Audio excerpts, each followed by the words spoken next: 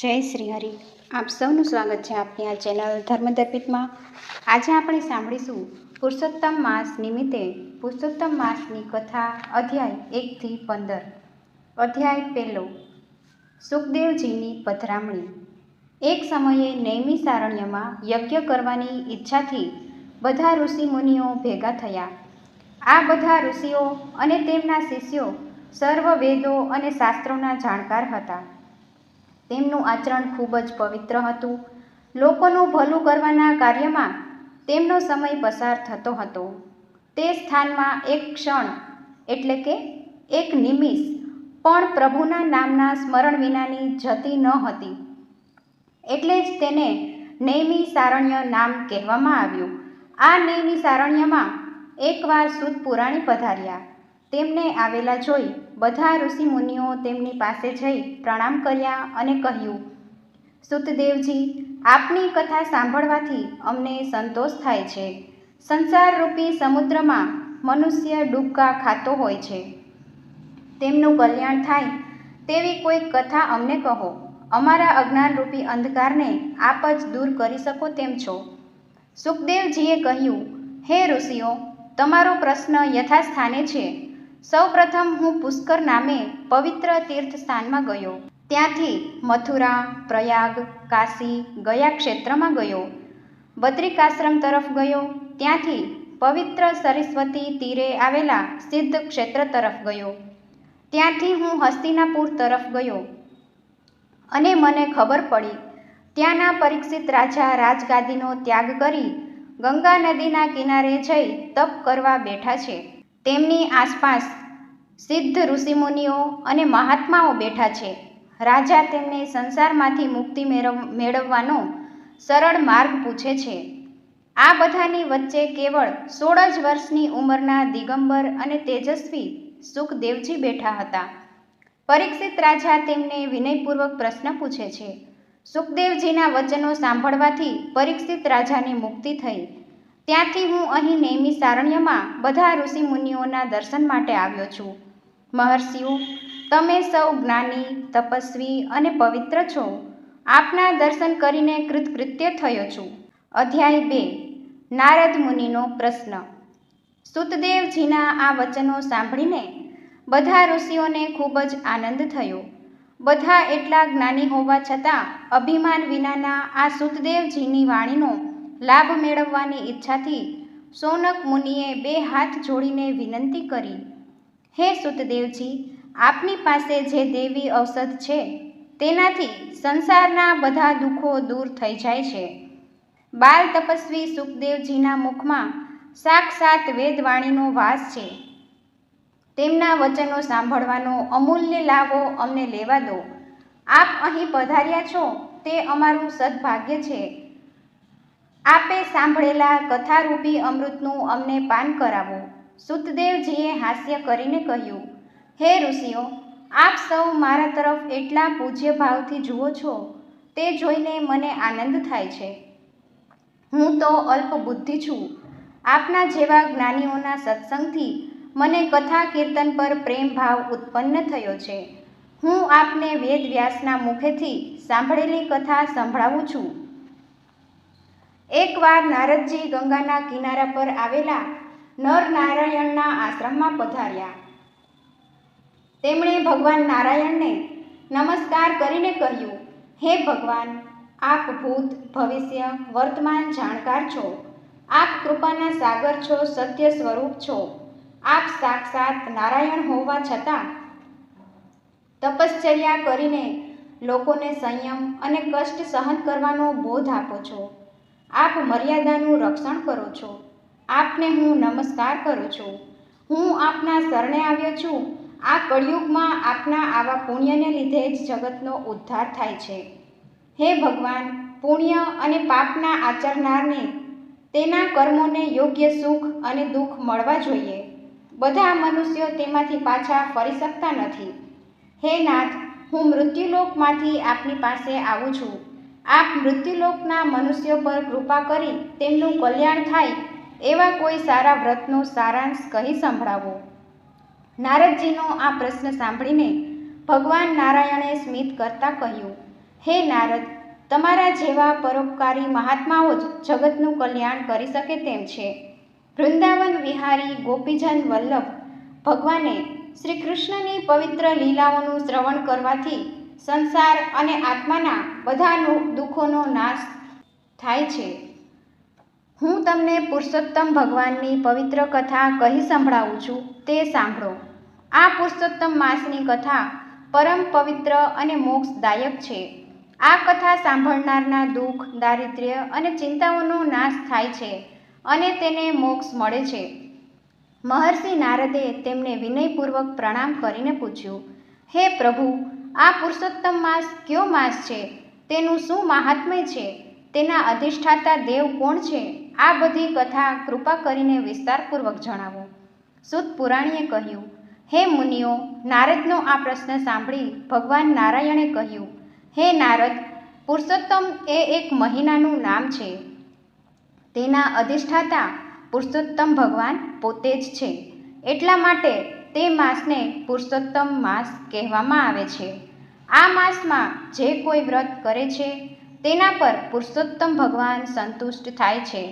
નારદજીએ ફરીથી પ્રશ્ન કર્યો, હે પ્રભુ, મેં કોઈ દિવસ પુરુષોત્તમ માસનું નામ સાંભળ્યું નથી. કયા મહિનામાં પુરુષોત્તમ માસ આવે છે? આ માસમાં વ્રત, તપ અને ઉપવાસ કેવી રીતે કરવા? આ માસનું વ્રત કરનારને શું ફળ પ્રાપ્ત થાય છે? જગતમાં દુઃખનો પાર નથી.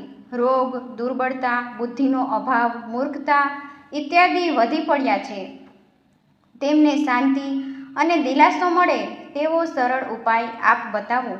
સૂત પુરાણીએ કહ્યું, હે મુનિવરો, નારદજીની પ્રાર્થના સાંભળીને ભગવાન નારાયણે મૃત્યુલોકના મનુષ્યો પર કૃપા કરીને પવિત્ર પુરુષોત્તમ માસના મહાત્મ્યનું વર્ણન કરવાની શરૂઆત કરી. અધ્યાય 3 મળ માસની શરણાગતિ. ભગવાન નારાયણે નારદજીને કહ્યું, હે નારદ, આ કથા શ્રી કૃષ્ણે ધર્મરાજાને કહી સંભળાવી હતી. આ કથા સાંભળીને પાંડવો કૌરવોના ત્રાસથી મુક્ત થયા હતા. દુષ્ટ દુર્યોધન અને બીજા કૌરવો પાંડવોને અત્યંત કષ્ટ આપતા હતા. કૌરવોએ પાંડવોને લાખાગૃહમાં બાળી નાખવાનો પ્રપંચ કર્યો. પાંડવો સાથે ઝૂકટું રમી તેને કપટથી હરાવ્યા. દુશાસન સતી દ્રૌપદીને ભરી સભામાં ચોટલો ખેંચીને લાવ્યો. દુર્યોધને તેના વસ્ત્રો ખેંચીને તેની આબરૂની અવજ્ઞા કરી. દ્રૌપદીએ શ્રી કૃષ્ણની સાચા મનથી પ્રાર્થના કરી. શ્રી કૃષ્ણે 999 વસ્ત્રો પૂરીને દ્રૌપદીની મર્યાદા રાખી. પાંડવોએ શરત પ્રમાણે 13 વર્ષનો વનવાસ સ્વીકાર્યો. પાંડવો અને દ્રૌપદી કામ્યક નામના વનમાં રહેતા હતા. ભક્તોનું દુઃખ સહન ન કરી શકનાર ભક્ત વત્સલ ભગવાન તેમની સંભાળ લેવા પધાર્યા. કોપાયમાન થયેલા ભગવાન કૌરવોનો સંહાર કરવા ઈચ્છતા હતા. 2 હાથ જોડીને અર્જુને તેમને કહ્યું, જગતની ઉત્પત્તિના કારણરૂપ હે પ્રભુ, આપ આટલા ક્રોધાયમાન શા માટે થયા છો? આપ તો જગતના પાલનકર્તા કહેવાઓ છો. આપ શાંતિ ધારણ કરો, અમે આપને શરણે છીએ. અર્જુનની આવી નમ્ર વાણી સાંભળી ભગવાન શ્રી કૃષ્ણનું સ્વરૂપ બદલાઈ ગયું. પાંડવોએ તેમનું ફળ ફૂલથી પૂજન કર્યું. પૂર્ણિમાના ચંદ્ર જેવું શીતળ હાસ્ય કરી તેમણે કહ્યું, હે અર્જુન, મને ગમે તેવા કષ્ટો પડે તે હું સહન કરી શકું છું. પરંતુ મારા ભક્તોનું રાઈના દાણા જેટલું દુઃખ પણ મારાથી મેરુ પર્વત જેટલું મોટું છે. મારા ભક્તોના દુઃખ દૂર કરવા માટે મારે અજન્મા હોવા છતાં જન્મ લેવો પડે છે. તમારા દુઃખો હવે ટૂંક સમયમાં દૂર થઈ જશે. મનુષ્યને આ જન્મમાં જે સુખ દુઃખ ભોગવવા પડે છે, લાભ નુકસાન થાય છે, તે કર્મના સ્વરૂપ હોય છે. આ કર્મના બંધનો દૂર કરવા માટે વ્રત, તપ, ધર્મ, સંયમ ઇત્યાદિથી શરીર અને આત્માને પવિત્ર બનાવવા જોઈએ. હવે પછી જે મહિનો આવે છે તેને અધિક માસ કહેવાય છે. તમે સૌ તેનું વ્રત કરો. તે વ્રતના પ્રભાવથી તમને રાજભવન અને સુખ ફરીથી પ્રાપ્ત થશે. ભગવાનના આ વચન સાંભળી અર્જુને પૂછ્યું, હે પ્રભુ, આ અધિક માસ શું છે? તેનું વ્રત શા માટે કરવું? તેનાથી શું ફળ પ્રાપ્તિ થાય છે? કૃપા કરીને આ બધું મને કહી સંભળાવો. શ્રી કૃષ્ણ ભગવાને જવાબ આપ્યો, વર્ષ, માસ, દિવસ, પ્રહર, ઘડી, પળ અને વિપળ આ બધા કાળના વિભાગો છે. સમુદ્ર, નદી, તળાવ, કૂવા, ઝરણા ઇત્યાદિ જળના વિભાગો છે. આ બધા વિભાગોના જુદા જુદા દેવો અધિષ્ઠાતા દેવ છે. આ બધા વિભાગોને તેમના દેવોની કૃપાથી સુખ મળતું હતું. કાળે કરીને તેમનામાં અધિક માસનો ઉમેરો થયો. આ માસનો પણ કોઈ અધિષ્ઠાતા દેવ ન હતો. તેથી લોકો તેને મળમાસના નામથી ઓળખતા. આ માસમાં સૂર્ય એક જ રાશિમાં રહેતો હોવાથી લોકો તેને નિંદા પાત્ર ગણતા, તેને મલિન માનતા. કોઈ પણ સત્કાર્ય કરતું નહીં. લોકો તેને નિરુપયોગી સમજવા લાગ્યા. આ રીતે હળધૂત થયેલા એકદમ નિરાશ આ માસ હતો. કેટલીક વાર તો તેને ગમે તેમ કરીને પણ મરી જવાની ઈચ્છા થતી. છેવટે તે વૈકુંઠમાં મારી પાસે આવ્યો. તે મને આંખમાં આંસુ સાથે નમી પડ્યો. મને દંડવત પ્રણામ કરીને તેણે પોતાનું દુઃખ કહેવા માંડ્યું. ત્યાં તો શૌનકે કહ્યું, અમને આ કથા જરૂર કહી સંભળાવવાની કૃપા કરો. સૂત મુનિએ કહ્યું, શ્રી કૃષ્ણે પાંડવોને સંભળાવેલી અને નારાયણ ભગવાને નારદજીને કહેલી આ કથા કહું છું. તે તમે ધ્યાનથી સાંભળો. અધ્યાય 4 મળ માસની દુઃખ કથા. દુઃખ, તિરસ્કાર અને અપમાનને લીધે મળ માસનું જીવન ઝેર જેવું થઈ ગયું હતું. ભગવાન વિષ્ણુનો ચરણ સ્પર્શ કરીને તેણે પોતાના દુઃખો સંભળાવ્યા. મળ માસે કહ્યું, હે કૃપાનિધાન, હું આપને શરણે આવ્યો છું. મને શ્રદ્ધા છે આપ મારું રક્ષણ કરશો. હું જન્મથી જ નિરાધાર અનાથ છું. મળમાસ એવું નામ આપીને મારા બીજા ભાઈઓએ અપમાન કર્યું છે. માટે મારે આ રીતે જીવવું અસહ્ય છે. મારો કોઈ અધિષ્ઠાતા દેવ નથી. 30 દિવસ દરમિયાન સૂર્યનું સંક્રમણ અટકી જાય છે. મને સૌ હળધૂત કરે છે. આપે માતા દેવકીને કંસના ત્રાસમાંથી ઉગાર્યા. યમુનાના ઝેરી પાણી પીને મરણ પામેલા ગોવાળિયાઓને આપે સજીવન કર્યા. આપે સતી દ્રૌપદીની મર્યાદા જાળવી. આપને હું મારું રક્ષણ કરવાની આજીજી કરું છું. કુબ્જાને તારનાર ને ગજેન્દ્રને મોક્ષ આપનાર એવા આપ મારો ઉદ્ધાર કરો. આવા વચનો સાંભળીને મળમાસ ભગવાન વિષ્ણુની સામે ઊભો રહ્યો. તેની આંખમાંથી દળદળ આંસુ વહેતા રહ્યા. વિષ્ણુ ભગવાને દયાભાવે મળમાસને કહ્યું, વત્સ, મારે શરણે આવેલા કોઈ પણ જીવ મુક્ત થયા વિના પાછો ફરતો નથી. મારા ધામમાં આવેલાને દુઃખ, શોક કે મૃત્યુ નડતા નથી. તું નિરાશ થઈશ નહીં. રડવાનું બંધ કર. તારે જે દુઃખ હોય તે મને કહે, હું તને દુઃખમાંથી જરૂર છોડાવીશ. ભગવાનની વાણી સાંભળી મળમાસને આનંદ થયો. તેણે 2 હાથ જોડી કહ્યું, હે કૃપાળુ, આપને મેં મારું દુઃખ જણાવી દીધું છે. આકાશની જેમ આપ સર્વવ્યાપી છો. મારું કોઈ નામ નથી. મારો કોઈ અધિષ્ઠાતા નથી. મારો કોઈ આશ્રય નથી. મારો કોઈ તિરસ્કાર કરે અને મારા સમયમાં શુભ કાર્યો થઈ શકે તેવી મારો કોઈ તિરસ્કાર ન કરે અને મારા સમયમાં શુભ કાર્યો થઈ શકે તેવી મારા પર કૃપા કરો. આપના વચનો સાંભળી મને ઘણો જ આનંદ થયો છે. લોકો મને યોગ્ય નામ આપે એવી કૃપા કરો. આપ દીન દયાળુ છો. આ રીતે જીવવા કરતાં મરવું વધારે સારું. આમ કહી મળમાસ ભગવાનના ચરણોમાં ઢળી પડ્યો. સૂત પુરાણી કહેવા લાગ્યા, મુનિઓ, ભગવાને મળમાસને શું જવાબ આપ્યો તે હું તમને કહી સંભળાવું છું. મળમાસ ગૌલોક જાય છે. અધ્યાય 5 દુઃખનું વારંવાર સ્મરણ કરવાથી મનુષ્ય વધારે દુઃખી થાય છે. મૂર્છાવશ પડેલા મળમાસને ભગવાન વિષ્ણુના ગરુડે પોતાની પાંખોથી ઠંડો પવન નાખ્યો. મળમાસે સાવધ થઈ ફરીથી ભગવાનને કહ્યું, હે ભગવાન, આવી રીતે જીવવા કરતાં મને મૃત્યુ વધારે પસંદ છે. આપ જ મારું રક્ષણ કરો. મળમાસને આ રીતે ધ્રુજતો રુદન કરતો જોઈ ભગવાને કહ્યું, વત્સ, ઊભો થા. તારું કલ્યાણ થશે. મને તારા દુઃખનું નિવારણ કરવું જ પડશે. તું મારી સાથે ગૌલોકમાં શ્રી કૃષ્ણ પાસે ચાલ. આમ કહી ભગવાન વિષ્ણુ મળમાસને સાથે લઈને ગૌલોકમાં જવા રવાના થયા. આ રસ્તે ભગવાન શ્રી કૃષ્ણના સ્વરૂપનું વર્ણન કરતા હતા. તે કહેતા હતા, ભક્ત વત્સલ શ્રી કૃષ્ણ ભગવાન 2 હાથવાળા છે. તે શ્યામળા અને તેજોમય શરીર પર પીળા પીતાંબર ધારણ કરે છે. તેમની મોરલીના મધુર અવાજથી ભક્તોના મન પ્રસન્ન થાય છે. તે કિંમતી ઘરેણાં પહેરે છે, કેસર, ચંદન, કસ્તુરી ઇત્યાદિનો લેપ કરે છે. હીરા મોતી જડેલા સોનાના સિંહાસન પર બેસે છે. યોગીજનો તેમને પૂર્ણ કામ કહીને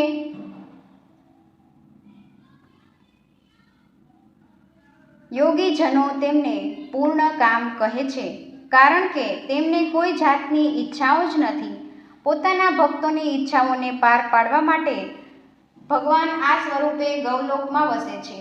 આવા શ્રી કૃષ્ણની કૃપાથી તારા બધા દુઃખો જરૂર નાશ પામશે. આ રીતે વર્ણન કરતા તે ગૌલોકમાં આવી પહોંચ્યા. ત્યાંના રસ્તાઓ રત્નોથી જડેલા હોય ખૂબ જ શોભાયમાન દેખાતા હતા. ત્યાં સોનક મુનિએ પૂછ્યું, હે પ્રભુ, ગૌલોકમાં ગયા પછી મળમાસનું શું થયું?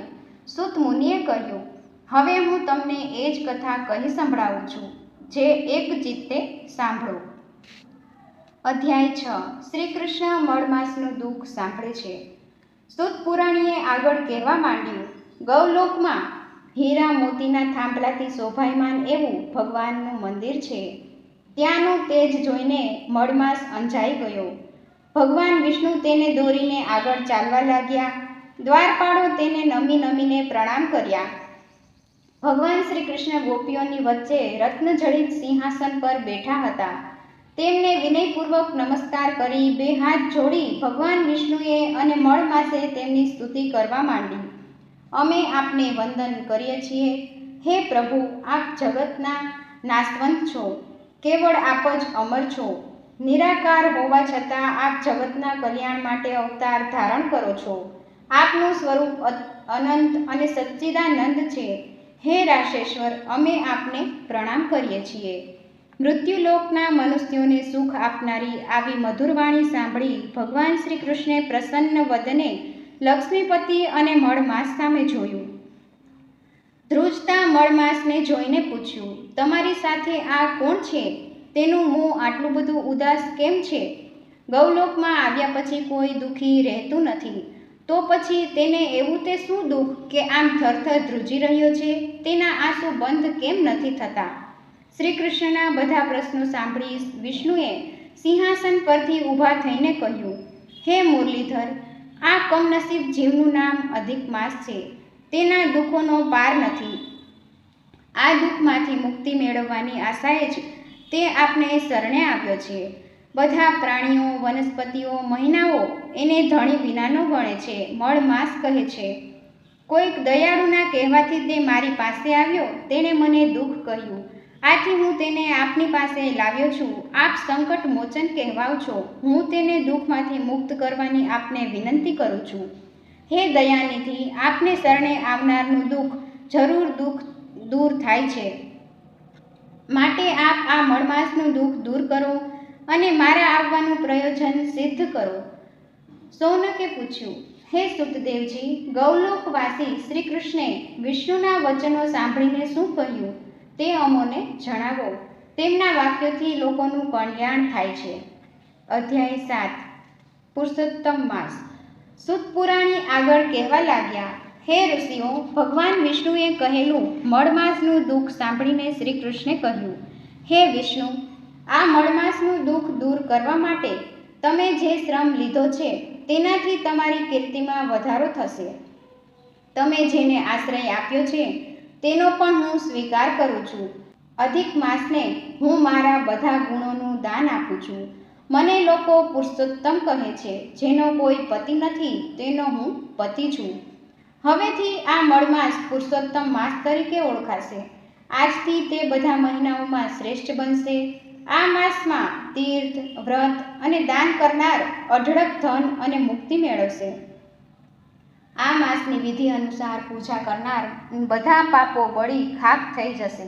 હે વિષ્ણુ, સંયમી જીવન ગાળનારા અને ચોમાસામાં વરસાદ, ઠંડી અને ગરમી સહન કરનારા યોગી લોકો પણ અહીં સુધી આવી શકતા નથી, પરંતુ જે લોકો આ પુરુષોત્તમ માસની પૂજા કરશે તેઓ અવશ્ય ગૌલોકમાં આવી શકશે.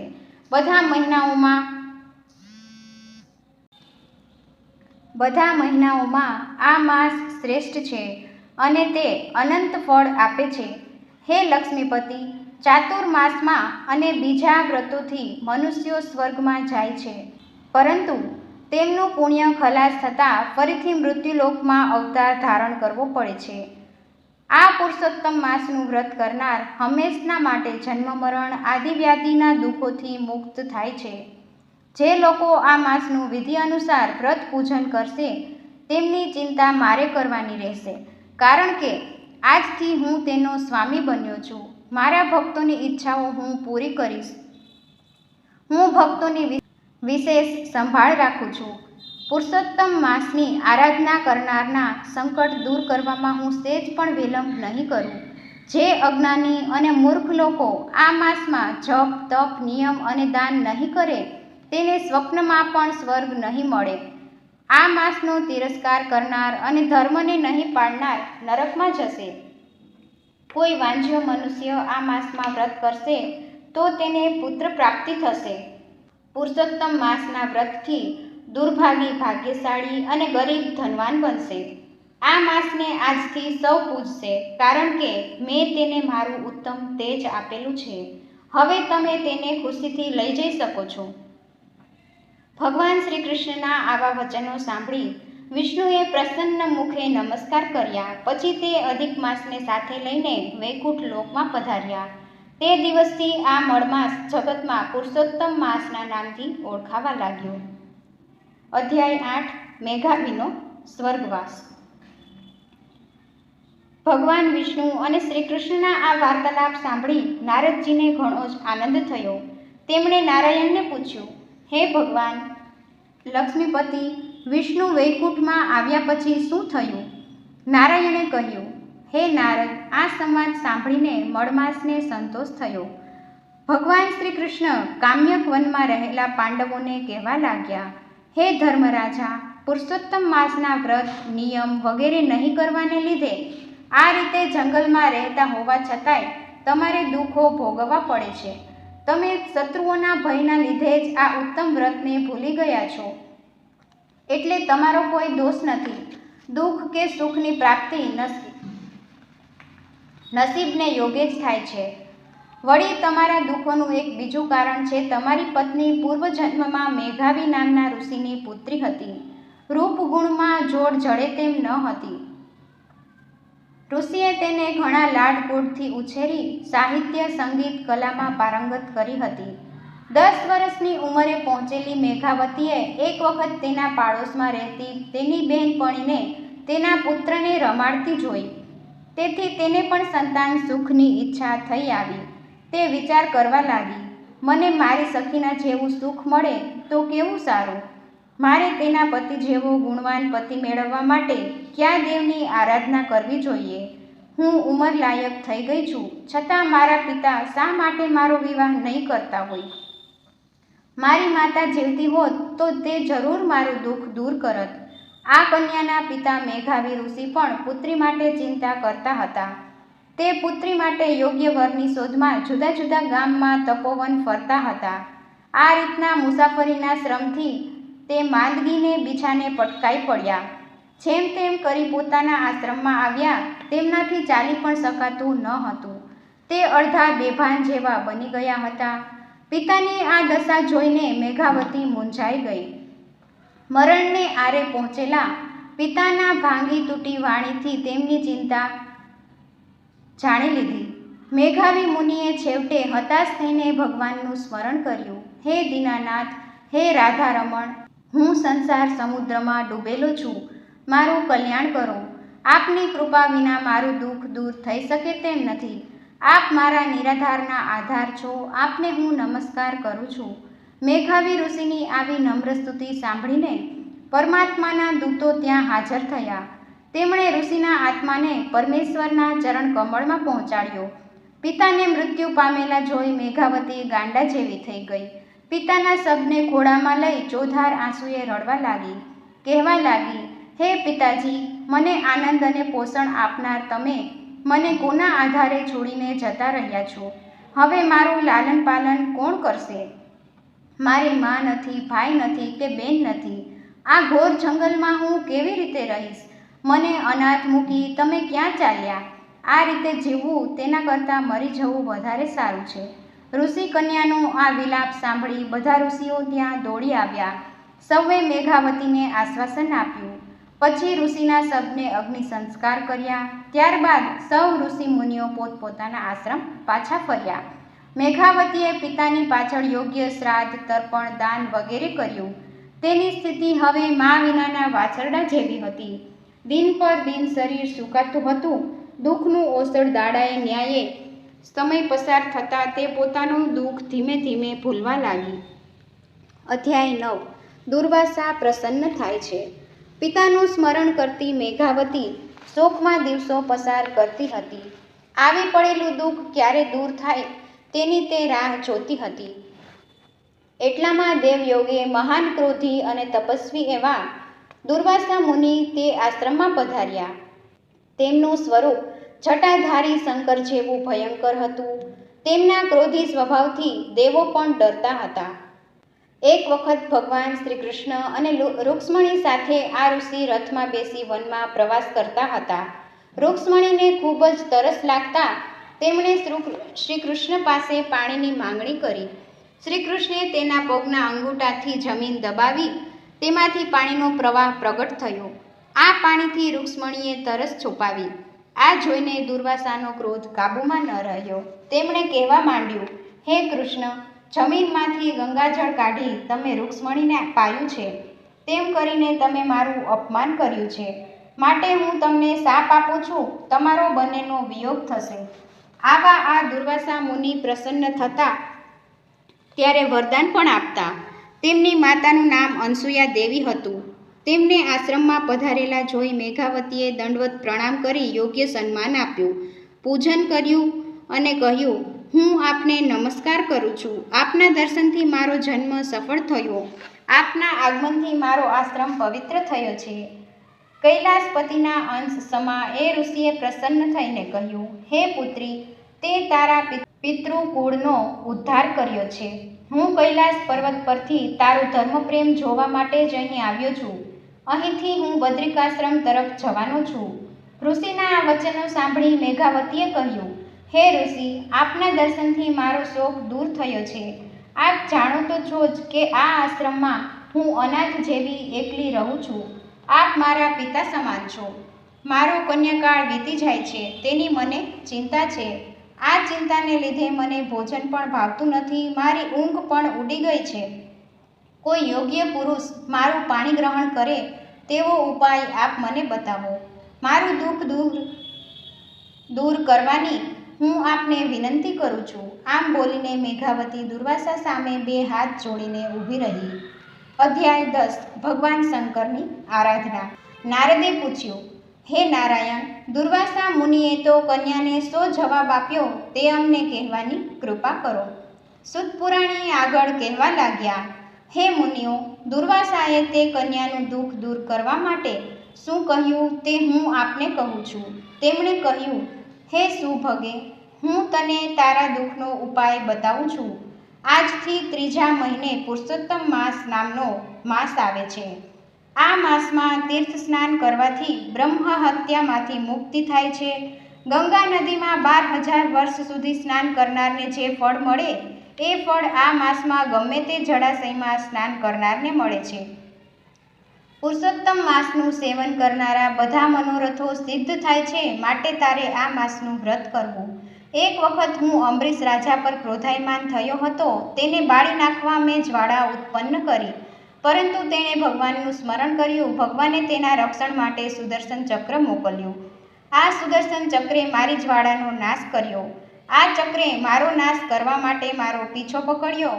મેં પુરુષોત્તમ માસનું વ્રત કર્યું એટલે છુટકારો થયો. ઋષિના આ વચન સાંભળી મેઘાવતીએ કહ્યું, મહારાજ, પૃથ્વી ઉપર સૂર્ય, ગણપતિ, જગદંબા, શંકર વગેરે સાક્ષાત દેવી દેવતાઓ શું આપણી ઈચ્છા પૂરી કરી શકતા નથી? બીજા માસોથી પણ પુરુષોત્તમ માસ આપને વધારે સારો ગણો છો, તે નવાઈ જેવું નથી? હું તો શ્રી રામ અને ભગવાન શંકરને જ દેવોમાં શ્રેષ્ઠ માનું છું. રાત દિવસ તેમનું ધ્યાન કરું છું. આ દેવો મારા દુઃખ દૂર નહીં કરે? આવા મળમાસના તમે આટલા બધા વખાણ કેમ કરો છો? મેઘાવતીના આ શબ્દો સાંભળતા જ દુર્વાસા મુનિ આંખો ક્રોધથી લાલચોળ બની ગઈ. મિત્રની નિરાધાર પુત્રી હોવાથી શાપ ન આપ્યો. તેમણે વિચાર કર્યો, બાળક બુદ્ધિ હોવાથી પોતાનું હિત સમજી શકતી નથી. પુરુષોત્તમ માસના પ્રભાવની ખબર હોય એમ જણાતું નથી.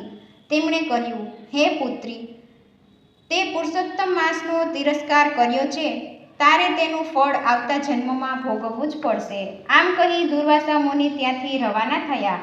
પુરુષોત્તમ માસનો અનાદર કરવાથી તે ઋષિકન્યા તેજ વિનાની બની ગઈ. તેને પસ્તાવો થવા લાગ્યો. તેણે તત્કાળ ફળ આપનાર શંકર ભગવાનની આરાધના કરવાનો નિશ્ચય કર્યો. અધ્યાય 11. સદાશિવનું વરદાન. નારાયણ કહેવા લાગ્યા, અબળા હોવા છતાં મેઘાવતી આશ્રમમાં રહી નંદી અને ભૃંગીની જેમની સેવા કરે છે એવા ભગવાન શંકરની આરાધના કરવા માંડી. શિયાળામાં ગળા સુધીના પાણીમાં બેસતી, ઉનાળામાં 5 અગ્નિઓના ભડકાઓ વચ્ચે બેસતી, ચોમાસામાં કોઈ પણ વસ્ત્ર ઓઢ્યા વિના તપ કરતી, તે જમીન પર સૂઈ જતી, આ પ્રમાણે ભોજનમાં માત્ર પાણી પીતી. તેણે 9000 વર્ષ સુધી આ પ્રમાણે તપ કર્યું. બધા ઋષિઓ તેની પ્રશંસા કરવા લાગ્યા. શંકર ભગવાને તેને પ્રત્યક્ષ દર્શન આપ્યા. મેઘાવતીએ આંખો ઉઘાડી તેમને વંદન કર્યા. પ્રાર્થના કરવા લાગી, હે શંભુ, આપે બાણાસુરનું રક્ષણ કર્યું. આપે અર્લક રાજાની મરણ પામેલી પત્નીને જીવન દાન આપ્યું. આપ શત્રુઓનો નાશ કરનાર છો. આપને હું મારા દુઃખો દૂર કરવાની પ્રાર્થના કરું છું. મેઘાવતીના ઉગ્ર તપથી પ્રસન્ન થઈ ભગવાન શંકરે કહ્યું, હે પુત્રી, તારા તપથી પ્રસન્ન થયો છું. ઈચ્છા પ્રમાણે વરદાન માંગો, તારું કલ્યાણ થાવો. શિવની આવી વાણી સાંભળી મેઘાવતીને આનંદ થયો. તેણે કહ્યું, હે દીનાનાથ મહાદેવ, મને રાત દિવસ પતિના જ વિચારો આવે છે. માટે કૃપા કરીને મને પતિ આપો, પતિ આપો, પતિ આપો. બસ પતિ આપો, પતિ આપો. મારી બીજી કોઈ ઈચ્છા નથી. આમ કહીને તે કન્યા હાથ જોડીને ભગવાન શંકર સામે ઊભી રહી. મહાદેવજીએ તેને કહ્યું, હે ઋષિકન્યા, તે મારી પાસે 5 વખત પતિ માટે યાચના કરી છે. તારી ઈચ્છા પૂર્ણ થશે. તને 5 સદ્ગુણી પતિ મળશે એવો મારો આશીર્વાદ છે. શંકર ભગવાનનું આવું વિચિત્ર વરદાન સાંભળી મેઘાવતીને ઘણું જ દુઃખ થયું. તેણે કહ્યું, હે કૈલાસનાથ, એક પતિને 5 સ્ત્રી હોય એમ તો બને છે, પરંતુ એક સ્ત્રીને 5 પતિ ન હોઈ શકે. હું આપને આવું વરદાન ન આપવાની પ્રાર્થના કરું છું. શંકરે કહ્યું, હે પુત્રી, તું ડરીશ નહીં. તે પુરુષોત્તમ જેવા સર્વશ્રેષ્ઠ માસની હાંસી કરી છે અને દુર્વાસા જેવા મુનિનો તિરસ્કાર કર્યો છે. તેના ફળ તરીકે તારે આ જન્મે નહીં તો આવતા જન્મે પણ 5 પતિની સ્ત્રી બનવું જ પડશે. અમે બધા દેવો પણ આ માસમાં વ્રત પૂજન કરીએ છીએ. તારે આવા પવિત્ર માસની હવેથી કોઈ દિવસ નિંદા ન કરવી. પુરુષોત્તમ માસમાં ભગવાન ભક્તની ઈચ્છાઓ પૂર્ણ કરે છે. એટલું કહીને ભગવાન શંકર તરત જ અંતર્ધ્યાન થઈ ગયા. આ શબ્દો સાંભળી મેઘાવતીને ચિંતાને લીધે નિસ્તેજ બની ગઈ. ઇતિ શ્રી બૃહન્નારદીય પુરાણમાં અધ્યાય 11 સંપૂર્ણ. તો મિત્રો, આજે આપણે સાંભળ્યા અધ્યાય 1 થી 11. હવે આગળના અધ્યાય સાંભળવા માટે જોડાઈને રહો ચેનલ ધર્મદર્પિત સાથે. જો આપને આ વિડીયો પસંદ આવે તો ધર્મદર્પિત ચેનલને લાઈક, શેર અને સબસ્ક્રાઈબ કરજો. આપ સૌને પુરુષોત્તમ માસના જય શ્રી કૃષ્ણ. બોલો શ્રી પુરુષોત્તમ ભગવાનની જય. કાંઠા ગોરમાની જય.